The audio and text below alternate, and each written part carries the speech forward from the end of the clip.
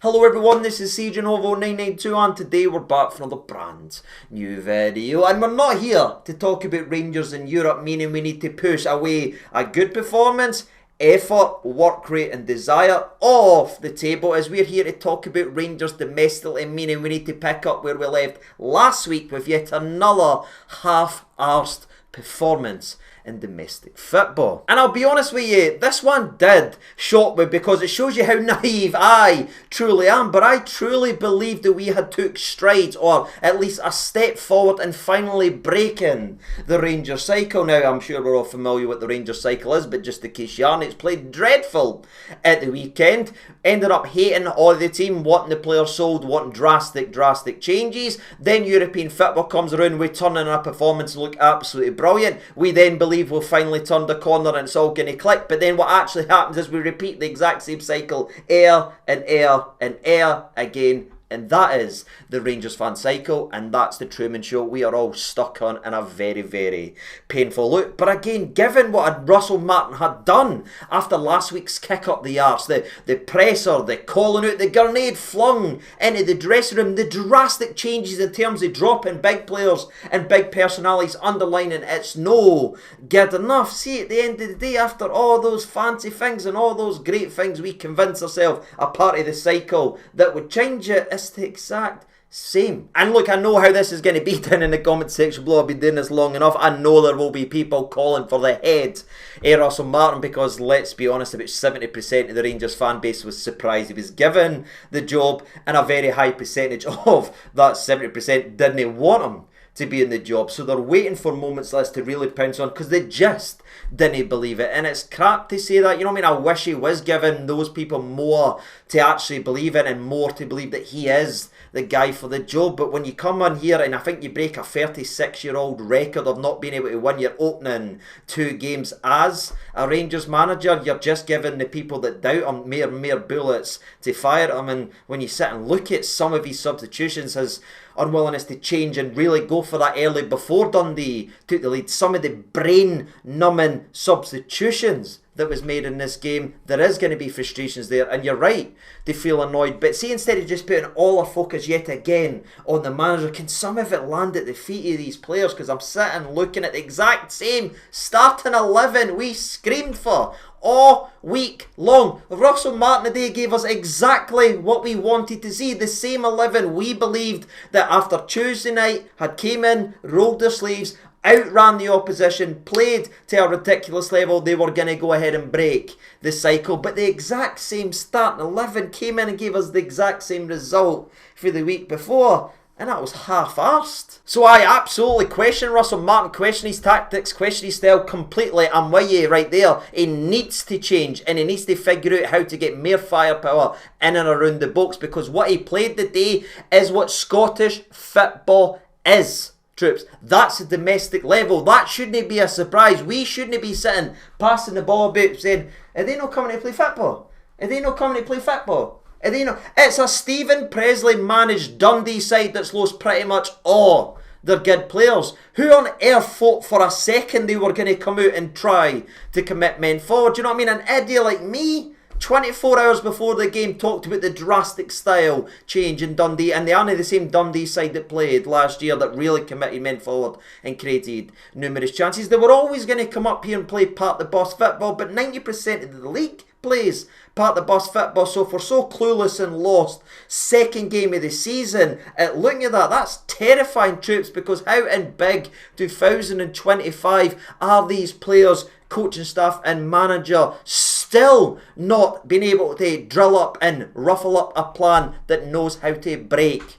low blocks down? And again, the thing is, we're not trying to crack an uncrackable safe or try and do and beat anti-football and all this stuff, parking the bus. Nobody can do it across the city, do it every single week. That's why they win trophy after trophy. The blueprint's there on how to be a success and how to break these teams down. It's getting men in the box, it's having shots and having players that's willing to commit men forward, drive in and get everything flying about the box. It's not just sitting passing it about, passing the boot, trying to play the prettiest football. You didn't get a win. You didn't get a trophy for playing the prettiest football. You win a trophy for winning games of football, and that's 2 games domestically versus Motherwell and Dundee, who, no disrespect to either club, I imagine is going to finish the season at the bottom half of this league, and that's what we kind of go ahead to beat. But again, we can win in Europe and play to the standard we seen just a few days ago. There's something drastically wrong with this club, and I honestly think it's all up here. The mentality is stinking,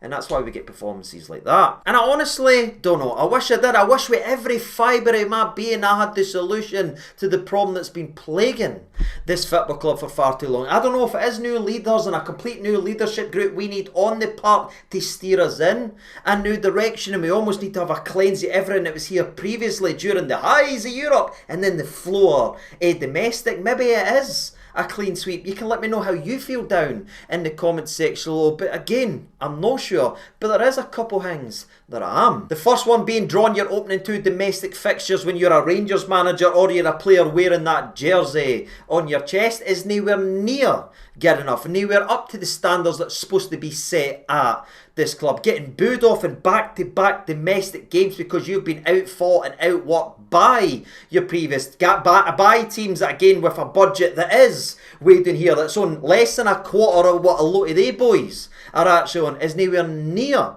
acceptable. And also, what also isn't acceptable in my personal opinion, and it's never going to work, is how Russell Martin is forcing players that fans clearly didn't believe in, creating ugly scenes like booing on a substitute and booing all that. Right, you can have your say whether you agree with it or disagree with it, but that's getting put in a position because the fans do not believe in these players. They've washed their hands with certain players, and they may have cleanses. Oh, he's great in training, he's great. That's great. There's a lot of good guys in that dressing room that I imagine are great in training but fail every single year to bring the success that's supposed to be in this club. So I'm not wanting to hear how good he is at running round cones, wearing bibs. You know what I mean? I want to see if they're good enough to wear the weight of the shirt, because a lot of people haven't been good enough, right? And there's no end of that, or he's not the first one to fail in a Rangers shirt, but there is players that aren't acceptable and aren't good enough to go ahead and play, and shoving them down is just going to be an early grave for the manager. And honestly, the next thing I say is probably going to be a not a popular one down in the comments section below, considering how everyone's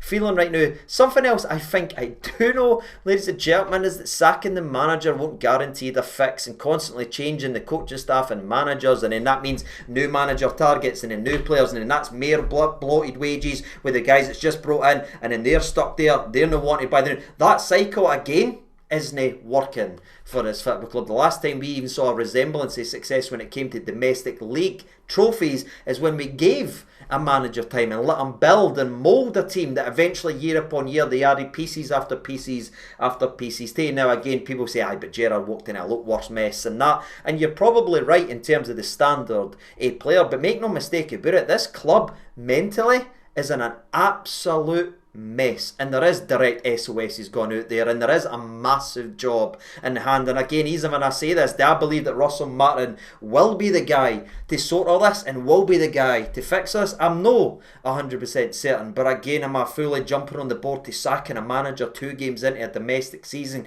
because the players are continuing to perform in Europe and then throw Troyes at their pram regarding domestic? Nah, I just want some accountability held for the crap we're seeing, and maybe it is a cleanse that's needed, but something's needing to be done. But I'm not convinced that it's sacking the manager. Honestly, that's just how I feel. Again, nothing's guaranteed at this club, and that might change if it continues to get worse and he keeps burrowing his head down and weirdly standing on stances with players that's never good enough to play for this club. That might change one day, but again, I just think that's a bit too mad. Right now, there is so many problems, and there needs to be a massive change. We've changed the manager, we've changed the coaching staff, we've changed the board, we've changed the staff, we've changed the chairman. Again, we need to continue to change what's on the park to hopefully see a change in results. But aye, that's nowhere near good enough. Oh, we came back and grabbed the draw. A draw's still a loss when you're at Rangers Football Club. Has everybody forgot? But I guess that's enough chatting around the game. Let's go ahead and get into it then, shall we? And it won't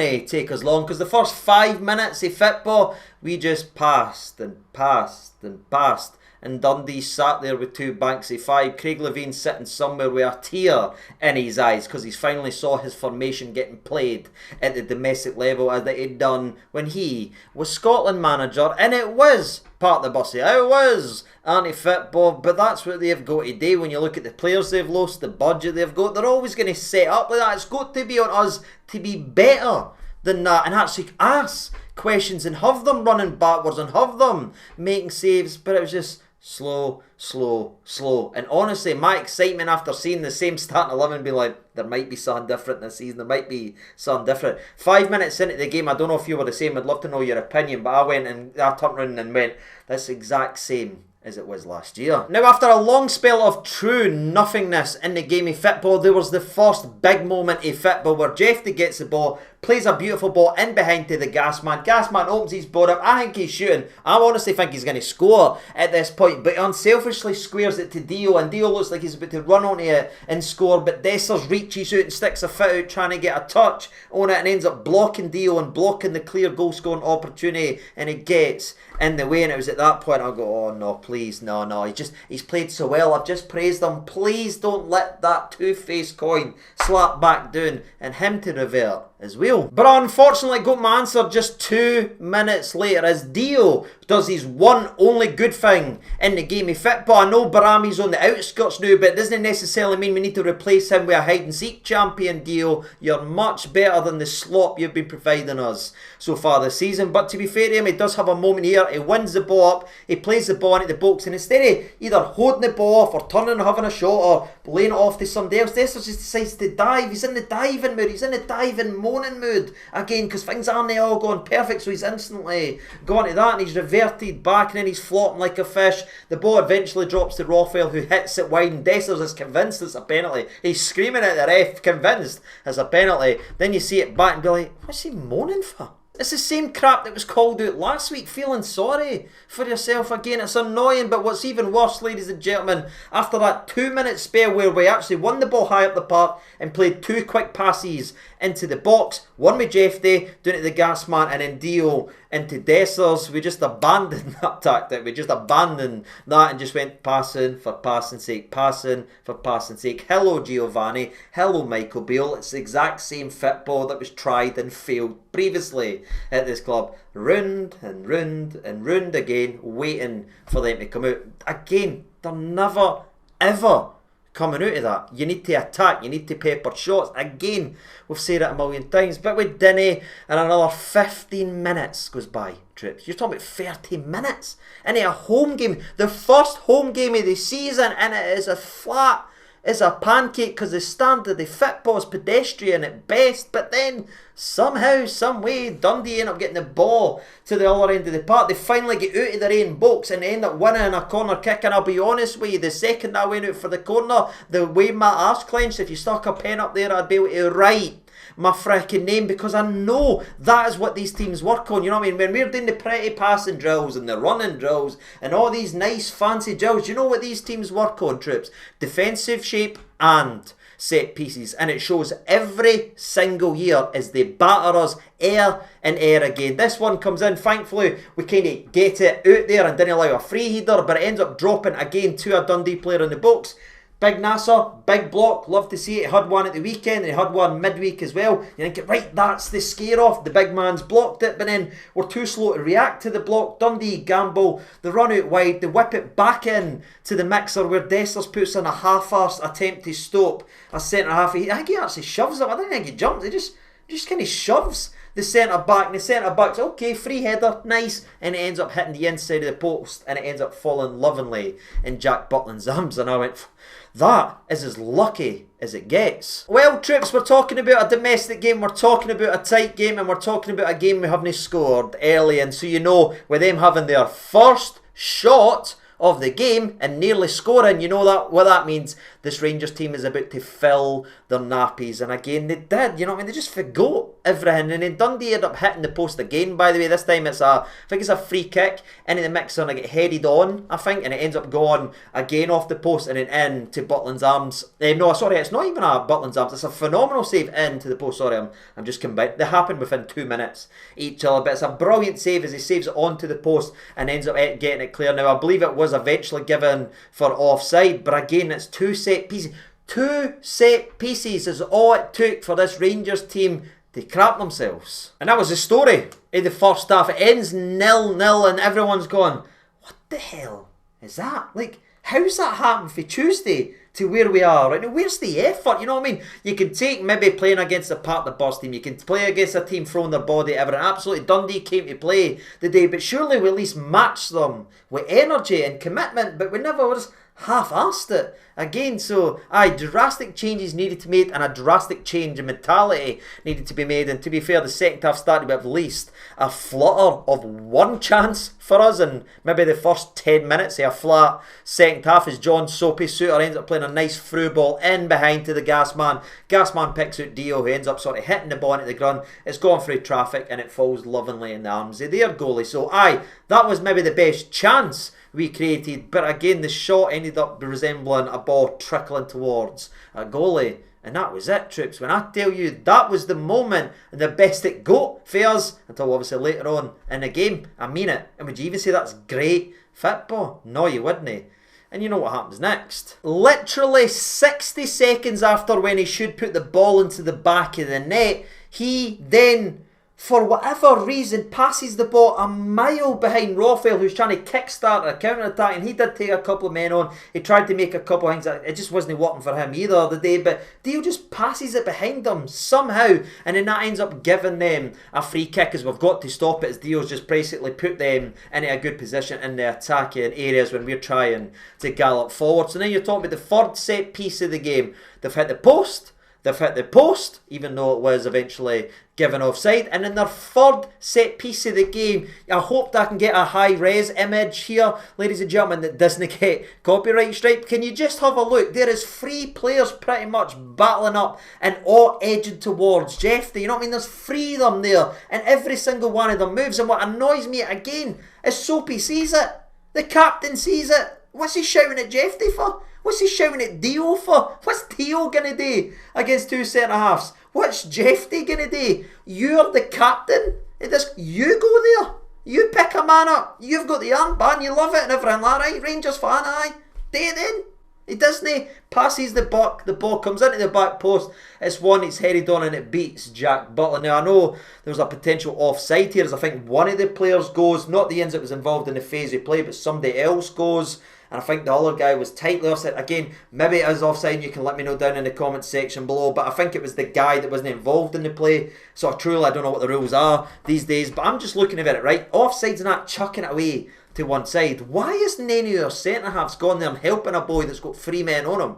Honestly, what are we doing, man? But I've already said it earlier on in the video, but the red card comes for us just rushing the play. Soapy, again, just passes it directly to the opposition. He just goes, all right, I'll just slide in Robertson then, who's just in on the halfway line, you know what I mean? Just slides him in. He runs across Nasser, obviously. It is one of the ones. He's clearly trying to get the boy sent off, because why else would you run that way instead of running that way? But he does end up getting his heel clips. It is a red card, as it's denying a clear goal scoring opportunity, even though, and I might be wrong here, because of the pace I've seen from Nasser already, I think Nasser's catching him either way. But again, that's all ifs and maybes, and I understand why it was given. But track it back to how it was given. We've got the ball.